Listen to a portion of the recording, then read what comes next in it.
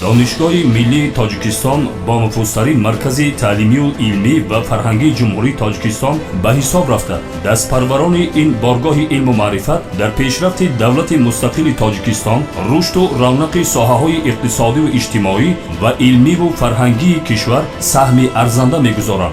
در این مخزن علم و معرفت تحصیل نمودن افتخار و مسئولیت زیاد دارد. دانشگاه ملی تاجیکستان دارای 19 فاکولتет، 118 کافدرا، اینستیتوت علمی و تحقیقاتی، لیسه رویه‌های طبیعی، ریاضی، کتابخانه علمی و الکترونی، دانشکده تکمیل اختصاص آموزگاران مؤسسه‌های تحصیلات عالی نزد دانشگاه، دانشکده کامپوتسی، 112 آزمایشگاه علمی و تعلیمی و تحقیقاتی، 10 مرکز اینترنتی، 52 سیمخانه کامپیوتری، 10 کابینت لینگافونی، زیاده از 10 مرکزهای خدمترسانی تعلیمی و علمی و تحقیقاتی، 3 پایگاه تجربوی، آسایشگاه، بنگاه طبی و میدانچه‌های ورزشی میباشد. دانشگاه دارای بهترین خوابگاه‌های مجهز با تجهیزات‌های معاصر برای دانشجویان، ماگیسترانتان و دکترانتان وطنی و خارجی میباشد. امروز تعداد عمومی دانشجویان در دانشگاه زیاده از 25000 نفر را با فراگیری درجه‌های اکادمی بکالوریات، متخصص و ماگیستراتورا از روی 120 اختصاص به تحصیل فرا گرفته شده. تحصیل در دانشگاه با 3 زبان تاجیکی، روسی و انگلیسی به راه مانده شده.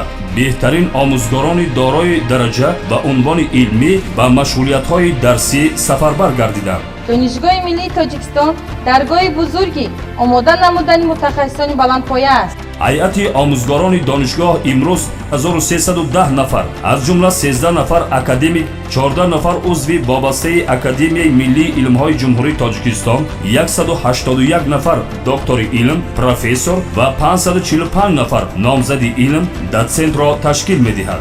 برای بلند برداشتن سویه دانش کسبی و علمی دانشجویان در دانشگاه محفل‌های علمی خیرتمند، ذهن، حقوق‌شناس و ده‌ها محفل‌های دیگر علمی نزد کافدراها عمل می‌کنند. همچنین در دانشگاه نشریه‌های با قله‌های دانش، حقوق‌شناس و مجله‌های علمی پیام دانشگاه ملی تاجیکستان و علم و فناوری فعالیت دارند. دانشگاه با 287 مؤسسه‌های تعلیمی و علمی کشورهای خارجی از جمله با مؤسسه‌های تحصیلات عالی بلاروسیا شرطنامه همکاری به امضا رسانیده است که در اساس آن دانشجویان 2 سال در دانشگاه ملی تاجیکستان و 2 سال در مؤسسه‌های تحصیلات عالی بلاروس تحصیل نموده هنگام تحصیل از امتیازهای دانشجویان دولت بلاروس برخوردار می‌گردند.